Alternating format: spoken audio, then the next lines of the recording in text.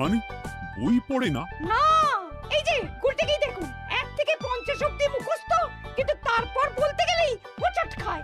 আচ্ছা গুলটে, 51 থেকে বল দেখি। 51, 52, 53, 54, 55, 56, 57, 58, 59, 60, 61। 57, 59, 60, সেগুলো আবার কি? 61 আগে তো 60 হবে, 41 এর আগে যেমন 40 হয়, 31 এর আগে যেমন 30 হয়। তুই কি নতুন করে বই লিখছিস নাকি সংখ্যা আবিষ্কার করছিস? না, বই পড়তে ভালো লাগে না। পণ্ডিত, এদের মা বাবাকে দেখে বোঝাও, শুধু ঘুরে বেড়ালে চলবে, পড়াশোনা করতে হবে তো। আচ্ছা মহারাজ, আপনি যখন এত করে বলছেন, এবার থেকে আমরা মন দিয়ে পড়াশোনা করব। হ্যাঁ, আর বলিস না, তোদের গিন্নিমা আজকে চুনো মাছের চচ্চড়িটা যা বানিয়েছিল না, আহ, পুরো মাখন। গিন্নিমাতে এতদিন জানতাম সরষের তেল দিয়ে রান্না করতো, এখন কি মাখন দিয়ে রান্না করছেন নাকি? আরে দূর, মাখন দিয়ে রান্না করবে কেন? যাই হোক, বাদ দে। উফ, বিকেল বেলা আমাদের বাড়িতে চলে আসিস, তেলে ভাজা দিয়ে মুড়ি খাবো। আর সাথে একটু পেঁয়াজ কুচি আর শসা থাকলে একেবারে জমে যাবে। এ কি মন্ত্রী, তুমি এখানে দাঁড়িয়ে দাঁড়িয়ে গল্প করছো, কোনো কাজ নেই? রাজসভা তো একটু পরে শুরু হবে, তাই একটু ফাঁকা সময়ে। বুঝেছি। বেশি বকবক না করে রাজসভায় এসো, আজকে একটা গুরুত্বপূর্ণ আলোচনা আছে। ঠিক আছে, আমি আসছি। তাহলে বিকেলে চলে আসিস। হ্যাঁ হ্যাঁ মন্ত্রী মশাই, একদম চিন্তা করবেন না।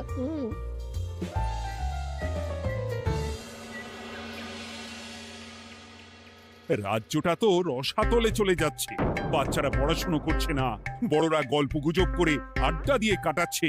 কি করা যায় কিছুই তো বোঝা যাচ্ছে না। কে গল্প গুজব করে আড্ডা দিচ্ছে মহারাজ? কে আবার? আমাদের মন্ত্রী। আমি নিজের চোখে একটু আগেই দেখলাম, বটা ঘটার সাথে সকাল সকাল গল্প জুড়েছে। তাহলে এটা বোঝা যাচ্ছে যে মন্ত্রী মশাইয়ের তেমন কাজ নেই, আর কাজ যখন নেই তখন মন্ত্রী মশাইকে রাজসভায় রাখারও দরকার নেই। হ্যাঁ মহারাজ, গোপাল এটা ঠিক কথা বলেছে। মন্ত্রী মশাই তো কাজের মধ্যে দুটো জিনিসই করেন, অকাজ আর কুকাজ। একদম বাজে কথা বলবে না। গোপালের কথা শুনে এখন আমার নিন্দা শুরু করেছো, তাই না?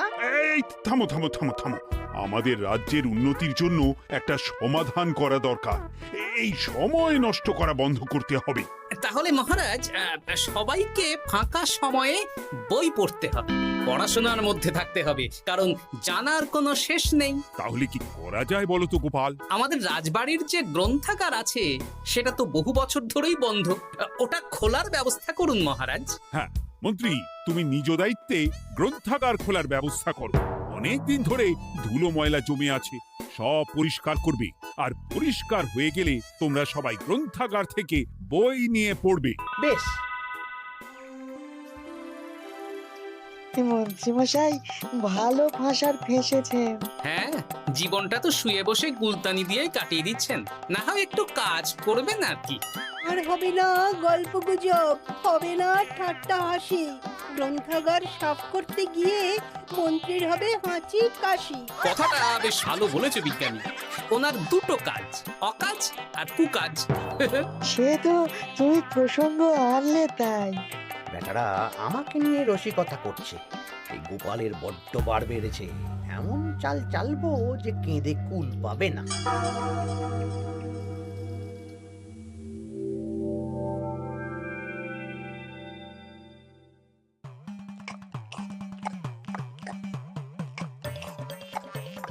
বেশ সুখে ছিলাম, কিন্তু হঠাৎ করে গোপাল আর মহারাজের সহ্য হলো না, চাপে পড়ে গেলাম। আমরা আপনাকে চাপমুক্ত করব, বলুন কি করতে হবে? আমি সব ভাবনা চিন্তা করে ফেলেছি, এখন তোদের আমার কথা মতন কাজ করতে হবে। আসতে পারি মন্ত্রী মশাই? হ্যাঁ, এসো এসো। ইনি তো চিত্রশিল্পী, এনাকে দিয়ে কি হবে? ইনিই তো আসল কাজ করবেন। শোনো, তা গোপালকে ভালো করে দেখে নিয়েছো তো? বিলক্ষণ। একটা পাতায় গোপালের ছবি আঁকতে হবে, ওপরে লেখা থাকবে কৃষ্ণনগরের ভবিষ্যৎ। কি গোপাল তো আপনার শত্রু, গোপালকে নিয়ে বই লিখছেন কেন? আমি বলছি, একটা পাতায় গোপালের একটা ছবি আঁকা হবে, যেখানে গোপালকে দৈত্য হিসেবে দেখানো হবে। বড় বড় দাঁত, বড় বড় কুলোর মতো কান। শোনো, নিচে একটু ফাঁকা রাখবে, যা লেখার আমি পরে লিখে দেব। আর আপনি মহারাজকে এই পাতাটা দেবেন? হ্যাঁ, আর বলবো যে গ্রন্থাগার পরিষ্কার করতে গিয়ে এই পুরনো পাতাটা পেলাম, তবে অনেক খুঁজেও বইয়ের বাকি অংশ কিচ্ছু পেলাম না মহারাজ। মহারাজ ওখানে দৈত্য বেশি গোপালকে দেখে ভাববেন রাজ্যের বড় বিপদ আসতে পারে, আর গোপালকে কোনো কারণ ছাড়াই তাড়িয়ে দেবেন। একদম তাই। কিন্তু একটা সমস্যা আছে। আবার কি সমস্যা? পুরনো পাতা বোঝাবেন কি করে? ছবি আঁকা হয়ে গেলে পাতাটা দুদিন রোদে ফেলে রাখবো, তারপর পাতার ধারগুলো একটু আঁকা বাঁকা করে কেটে দেব, সাথে আগুনের হালকা তাপ দিলে সাদা পাতা খুব তাড়াতাড়ি পুরনো দেখাবে। এটা ঠিক বলেছেন। আচ্ছা চিত্রশিল্পী, তাড়াতাড়ি ছবি এঁকে ফেলো। আমি কালকে সকালেই দিয়ে দেব। বেশ বেশ। আর বটাঘটা, তোদের কালকে থেকে একটু আমার সাথে হাতে হাতে কাজ করতে হবে। হ্যাঁ, এসে আমরা আপনার সুখে দুঃখে পাশে থাকবো।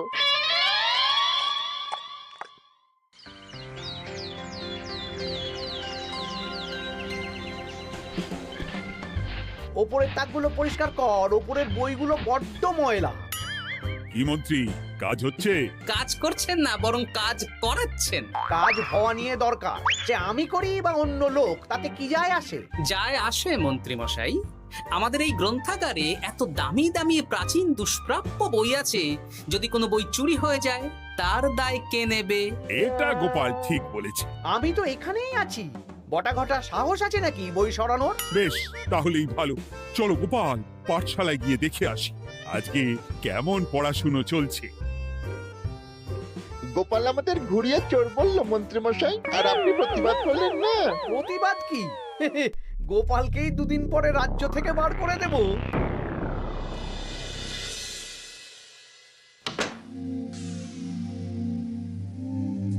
মন্ত্রীমশাই, ছবি আঁকা হয়ে গেছে। কই দেখি দেখি দেখি। বাস, এই তো চাই। এই ছবি দেখে মহারাজ চমকে যাবে। এবার পাতা পুরনো করার কাজটা করে ফেললেই কেল্লা ফতে।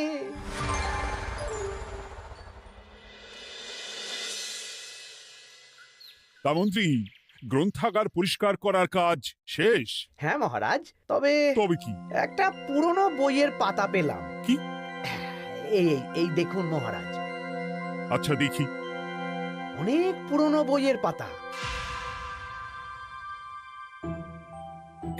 একই মহারাজ, আপনি আমার দিকে তাকাচ্ছেন কেন?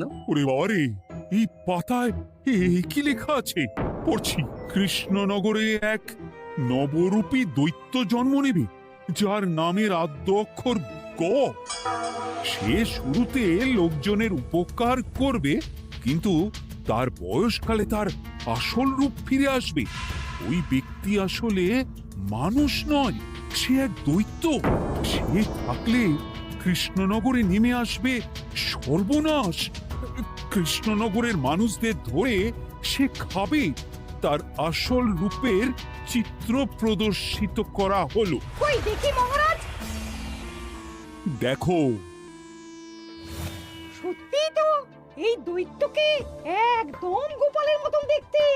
মহারাজ, আমার মনে হয় যে গোপালকে এই রাজ্যে ঠাঁই দেওয়া একদম ঠিক হবে না। কোন দিন গোপাল মানুষ থেকে দৈত্য হয়ে আমাদের খেয়ে নেবে বলা তো যায় না। উল্টো পাল্টা কথা বলবেন না মন্ত্রী মশাই। ওই দেখুন মহারাজ, গোপাল কেমন রেগে উঠছে। এক্ষুনি দাঁত বেরোলে কিন্তু হিতে বিপরীত হয়ে যাবে। আরে কিসের হিতে বিপরীত? কই দেখি। দেখো দেখো, এ তো কোনো দুষ্প্রাপ্য বইয়ের পাতা, তাই মিথ্যে কথা লেখার সম্ভাবনা কম। বিশ্বাস করুন মহারাজ, আমি দৈত্য নই, আমাকে ফাঁসানো হচ্ছে। গোপালকে দূর করুন মহারাজ। কোনো অঘটন ঘটে গেলে কিন্তু আমাকে বলতে পারবেন না যে আমি আগে থেকে সাবধান করিনি। হ্যাঁ গোপাল, তুমি আর এই রাজ্যে থেকো না, আজ রাত্রেই চলে যাও। আমি জানি তো মানুষ অবস্থায় অনেক উপকার করেছো বা করছো, কিন্তু দৈত্য হয়ে উঠলে তখন রাজ্যের মানুষকে কি জবাবদিহি করব বলো? বিশ্বাস করুন মহারাজ, আমি মানুষ। চুপ! এই কে আছো?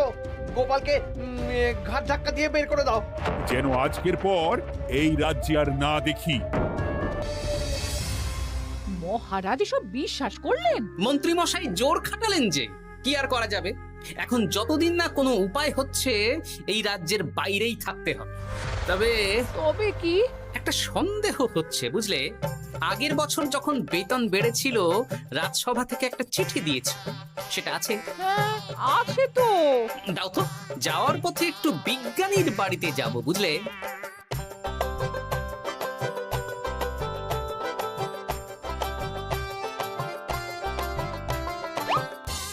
এবার চলো। আমিও বুঝতে পারছি গোপাল, এটা গভীর ষড়যন্ত্র। শোনো, তুমি একটা কাজ করো। ওই পাতার লেখাটা দেখে আমার মনে হলো হাতের লেখাটা খুব চেনা চেনা। তুমি একবার এই চিঠিটার সাথে মিলিয়ে দেখো তো। মন্ত্রী মশাইয়ের হাতে লেখা চিঠি। বেশ, আমি তাহলে কায়দা করে পাতাটা নিয়ে এসে পরীক্ষা করব। তা কোথায় থাকবে এখন? কদিন ওই শ্বশুর বাড়ি, আর আমি তোমার সাথে দেখা করার জন্য রোজ রাতে আসবো। বেশ।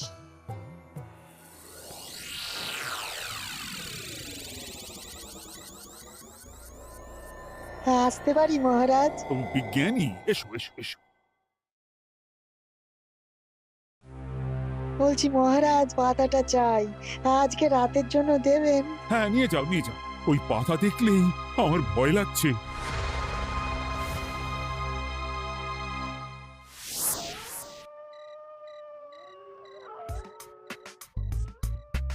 এ তো হাতের লেখা হুবহু এক। হ্যাঁ, একদম মিলে যাচ্ছে। তার মানে এই হাতের লেখা মন্ত্রী মশাইয়ের, আর এই বই রোদে ফেলে রেখে হলুদ করা হয়েছে। আসতে পারি বিজ্ঞানী? এ কি, কে তুমি?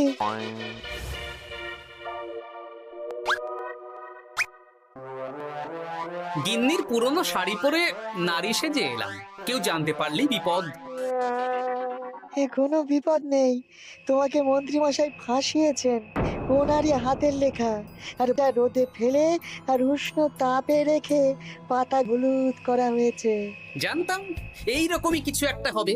তাহলে কালকে সকালেই রাজসভায় সব খোলসা করে দিই। না না, তার আগে মন্ত্রী মশাইকে একটু নাচাবো। কিভাবে? আমি দৈত্য সাজবো আর মন্ত্রীকে ভয় দেখাবো। আগে বটাকে দেখাবো, তারপর ঘটাকে, শেষে মন্ত্রীকে। ভালো মজা হবে, আমি তোমার পাশে আছি। তাহলে তাহলে এখনই সাজগোজ করে ফেলি, বুঝলে। তুমি একটা চাদর মুড়ি দিয়ে আমার সাথে বটা ঘটার বাড়িতে যাবে এখন। আচ্ছা।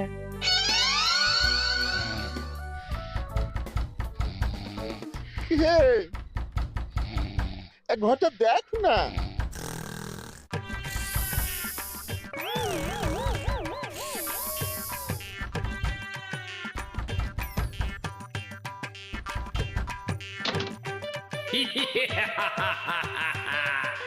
আমি তোকে খাবো, আমি দৈত্য গোপাল। বাবারে, আসল দায়িত্ব কি করে হয়ে গেলে? পালাই, এই ঘটা ওঠ। পালিয়ে কোথাও যেতে পারবি না, আমি তোকে খাবো। বাঁচাও বাঁচাও। কি হলো? বটা কোথায়? এ বটা, বটা, এ কি হলো তোর? কোথায় গেলি? দৈত্য গোপাল আমাকে ধরে নিয়ে যাচ্ছে। মানে এটা কি? আমি গোপাল দৈত্য। আজ রাতে বটাকে গলাদ্ধ করনি আমার ভোজন, কাল তোর পালা। ওরে বাবা রে, কি কাণ্ড! আমাকে খেও না। চুপ, আমি মানুষ।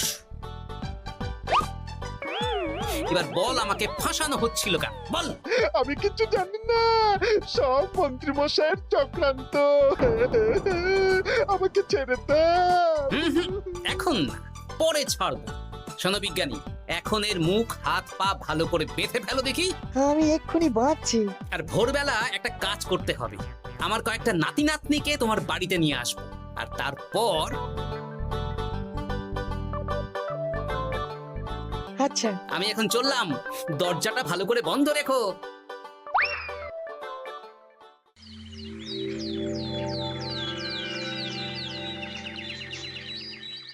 উল্টোপাল্টা বলছিস? সত্যি কালকে গোপালের দৈত্য এসেছিল। আরে গোপাল তো রাজ্য ছেড়ে চলে গেছে, আমি কড়া পাহারা বসিয়েছি। গোপাল এই রাজ্যে আর ঢুকতেই পারবে না। কিন্তু ওর দৈত্য এসেছিল। আরে দূর, তুই স্বপ্ন দেখেছিস। সকাল সকাল মাথা খারাপ করাস না ঘটা, কাজ আছে। সত্যি বলছি। চুপ!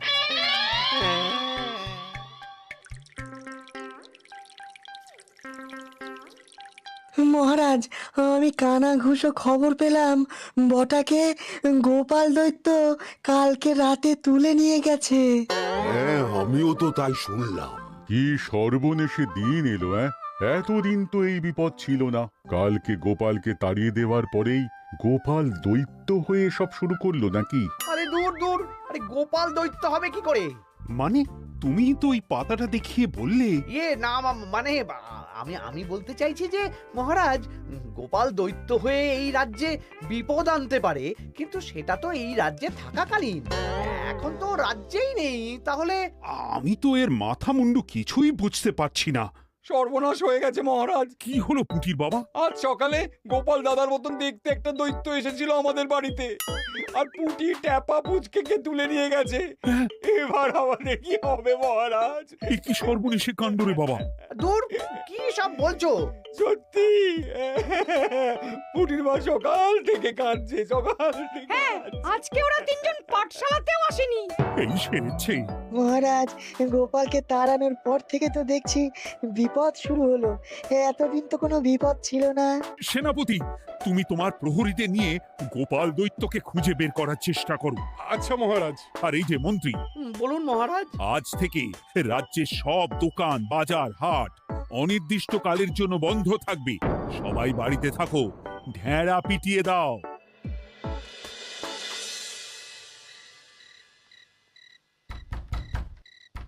কে? আমি দরজা খুলবো না। এই দরজা খোলো, আমি বিজ্ঞানী।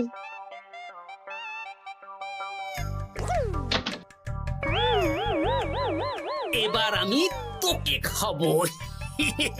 আমাকে ছেড়ে দাও, আমাকে ছেড়ে দাও, ছেড়ে দাও, আমাকে ছেড়ে দাও। ছেড়ে না, ছিঁড়ে খাবো।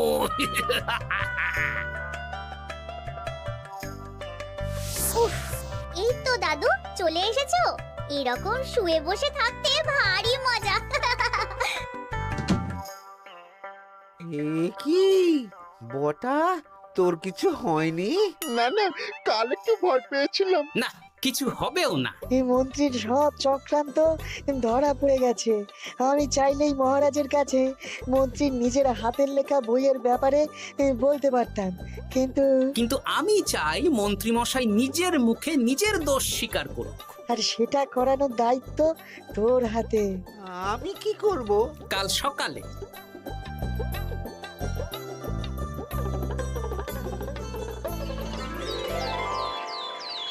কালকে আবার ঘটাকে তুলে নিয়ে গেছে। ও সেনাপতি, তুমি কি করছো?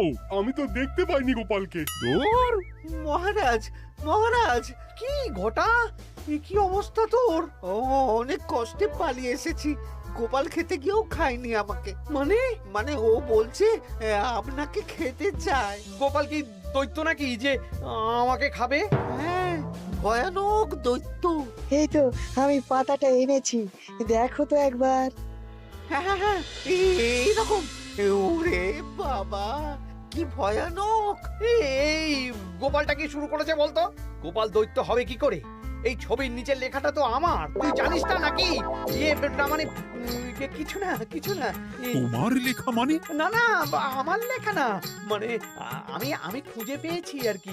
আপনি সত্যি না বললে আমার কাছে কিছু প্রমাণও আছে মন্ত্রী মশাই, যে এই পাতার লেখাটা আপনার। হ্যাঁ, এটা মন্ত্রী মশাইয়ের লেখা, আমি সব জানি।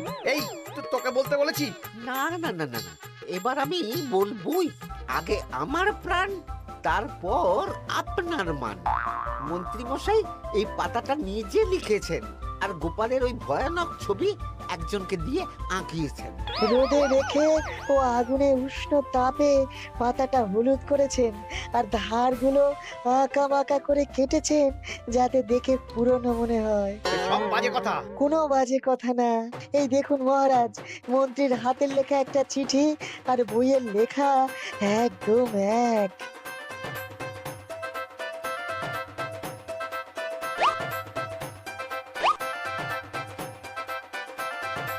এ কি মন্ত্রী? না মানে কিন্তু গোপাল যদি সত্যি দৈত্য না হয় তাহলে বাচ্চাগুলোকে আর বটাকে কে ধরে নিয়ে গেল? আমিই ধরে নিয়ে গিয়েছিলাম। অনেক সময় সোজা আঙুলে ঘি না উঠলে আঙুল বাঁকাতে হয়, তাই এই ছোট্ট নাটক। সবাই সুস্থই আছে। এবার মন্ত্রীকে আমি মেরে অসুস্থ করে দেব। সুস্থ মানুষকে দৈত্য বানিয়ে দিলে, হ্যাঁ?